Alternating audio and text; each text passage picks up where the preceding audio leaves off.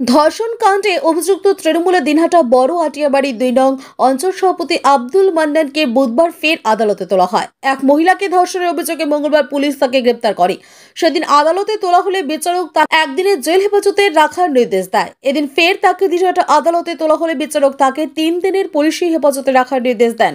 এদিকে ধর্ষণের অভিযোগ ওঠায় বুধবার জেলা তৃণমূল কংগ্রেস আব্দুল মান্নানকে দল থেকে বহিষ্কারের সিদ্ধান্ত নেন। দলের জেলা তৃণমূল কংগ্রেস সভাপতি অভিজিৎ দেব ভৌমিক জানান, তৃণমূলের বড় আটিয়াবাড়ি ২ নং অঞ্চল সভাপতি আব্দুল মান্নানের বিরুদ্ধে গুরুতর অভিযোগ উঠেছে, তাই তো তাকে ৬ বছরের জন্য দল থেকে বহিষ্কার করা হয়েছে।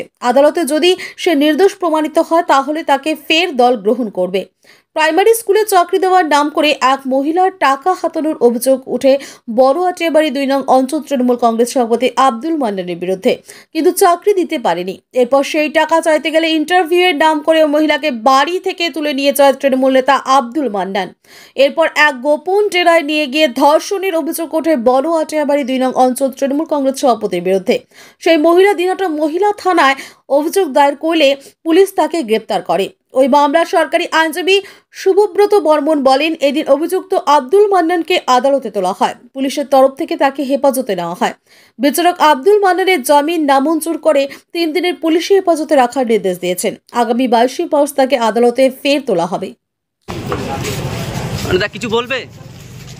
তাড়াতাড়ি একটা ভালো গুড নিউজ পেতে যাচ্ছেন। আর কিছু যারা ষড়যন্ত্র করছে, যারা মিথ্যে বলছে, তার ফাঁকটা থেকেই গেল। নামে রেপ কেস দিয়েছে সে ব্যক্তি ১৩ তারিখে ৩টের সময় দেওয়ানহাট হসপিটালে ভর্তি ছিল। সম্পূর্ণ এটা একটা চক্রান্ত।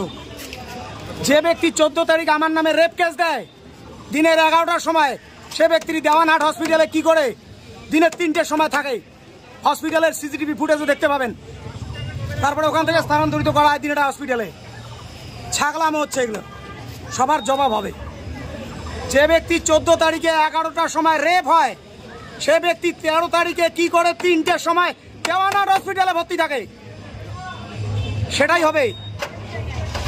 ওর বেল পেয়ারটা রিজেক্ট করে ওর পিসি পেয়ার করা হয়েছিল। সেই পিসি পেয়ারটা কনসিডার করে লার্ন করে অ্যালাউ করেন এবং ৩ দিন পরে আবার প্রোডাকশনের ডেট দেন। ২২ তারিখে ওকে আবার প্রডিউস করা হবে। মূলত কী কী ধারায় মামলা করা হয়েছে ওর বিরুদ্ধে? এই কেসটা হচ্ছে 69 এবং 118(1), যেটা বিএনএস, মানে ডিসিপ্লিন ওয়েতে সেক্সুয়ালি ইন্টারকোর্স করা এবং অ্যাসল্ট করা। এই ধারাতেই এই কেসটা চলছে, যেটাতে আজকে ওকে পিসি দেওয়া হলো।